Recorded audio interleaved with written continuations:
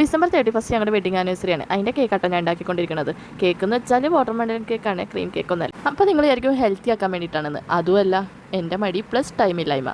വീട്ടിലാണെങ്കിൽ വാട്ടർമെലൺ മാത്രമേ ഉണ്ടായുള്ളൂ ഫ്രൂട്ട്സ് ആയിട്ട്. ഡെക്കറേഷൻ എന്ത് ചെയ്യുമെന്ന് വിചാരിച്ചപ്പോൾ ഈ തൊണ്ട് വെച്ചതിന് ഒരു ലവ് ചിഹ്നം വെച്ചു. യൂഷ്വൽ വണ്ടി തള്ളിക്കൊണ്ട് ഞങ്ങൾ ഡിന്നർ ഡേറ്റിനാണ് പോകുന്നത്. ഇതുവരെ അങ്ങോട്ടോ ഇങ്ങോട്ടോ ഗിഫ്റ്റ് ഒന്നും കൊടുത്തിട്ടുണ്ടായില്ല. ഞാനൊന്നും മേടിച്ചിട്ടില്ല എന്നാണ് ഇക്കാക്ക വിചാരിച്ചത്. ഇക്കാക്ക ഒന്നും മേടിച്ചിട്ടില്ല എന്നാണ് ഞാൻ എന്നോടും പറഞ്ഞിട്ടുള്ളത്. സമയം ഇപ്പോൾ 11:30. അരമണിക്കൂറും കൂടി കഴിഞ്ഞാൽ ന്യൂ ഇയർ ആണല്ലോ. അതിൻ്റെ പരിപാടികൾ റോട്ടിലൊക്കെ ഉണ്ടായിരുന്നു.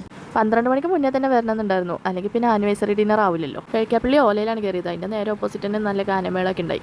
അയാൾ അത്രയും തകർത്ത് പാടിയിട്ടും എനിക്ക് ആ പാട്ട് ഇവിടെ കൊടുക്കാൻ പറ്റില്ല. ചിലപ്പോൾ കോപ്പി റൈറ്റ് കിട്ടിയാലോ ബാക്ക്ഗ്രൗണ്ട് മ്യൂസിക് കാരണം. നമ്മൾ നേരത്തെ ഉണ്ടാക്കിയില്ല വാട്ടർമെലൺ കേക്ക്. അത് ഞാൻ കണ്ടെയ്നറിലാക്കിയിട്ട് ഇവിടെ നിന്ന് കൊടുക്കാൻ വേണ്ടി എടുത്തായിരുന്നു. ഇക്കൊക്കെ വാഷ് ചെയ്യാൻ വേണ്ടിയിട്ട് പോയേക്കുമായിരുന്നു. വരണുണ്ടോയെന്നാണ് ഞാൻ ഈ നോക്കിക്കൊണ്ടിരിക്കുന്നത്. പിന്നെ അതാ ഞങ്ങളുടെ ഒരു കപ്പിൾ ഫോട്ടോ ഫ്രെയിം ചെയ്തും മേടിച്ചിട്ടുണ്ട് ഗിഫ്റ്റായിട്ട്.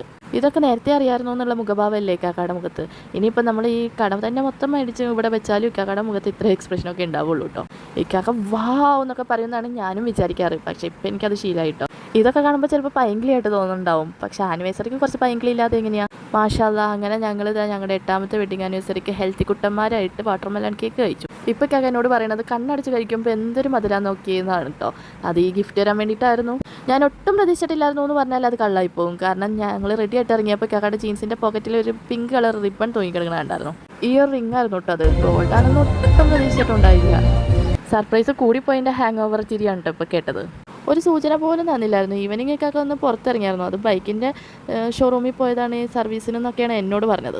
പിന്നെ അതാ ഞാൻ ഇക്കാക്ക് കൊടുത്ത ഗിഫ്റ്റും അൺറാപ്പ് ചെയ്തു. അതൊരു ഫോട്ടോ ഫ്രെയിം ആയിരുന്നു കേട്ടോ. ഞങ്ങൾ ലേറ്റസ്റ്റ് ആയിട്ട് എടുത്ത ഞങ്ങളുടെ കപ്പിൾ ഫോട്ടോയുടെ ഒരു ഫോട്ടോ ഫ്രെയിം. മോദിനെ എനിക്ക് കറക്റ്റ് വിറ്റായിരുന്നു, എൻ്റെ അളവെടുത്ത് മേടിച്ച പോലെ. ഇതൊക്കെ കഴിഞ്ഞപ്പോഴേക്കും ഞങ്ങൾ ഓർഡർ ചെയ്ത ഫുഡ് എത്തിയിട്ടുണ്ടായി. ഞാനും നാത്തൂൻ്റെ കൊച്ചും കൂടി ഈവനിങ് ഒന്ന് പുറത്തിറങ്ങിയപ്പോൾ ബർഗർ കഴിച്ചായിരുന്നു. അതുകൊണ്ട് തന്നെ എനിക്ക് അധികം വിശപ്പുണ്ടായില്ല. ഒരു നൂഡിൽസ് 1/2 ആയിട്ടാണ് ഞങ്ങൾ കഴിച്ചത്. കഴിച്ച പകുതി ആയപ്പോൾ അതേ കറക്റ്റ് 12 മണി ആ ഗാനമേള നടന്നിടത്ത്. പിന്നെ നല്ല ഫയറായിരുന്നു. എൻ്റെ ഈ ഒരു കുട്ടി ചാനൽ സബ്സ്ക്രൈബ് ചെയ്ത് സപ്പോർട്ടാക്കിയ ഈ 616 പേർക്കും അതുകൂടാതെ സബ് ചെയ്യാതെ കാണുന്നവർക്കും എല്ലാവർക്കും എൻ്റെ ഹാപ്പി ന്യൂ ഇയർ. 2025 കഴിക്കാൻ കഴിഞ്ഞിട്ടില്ല.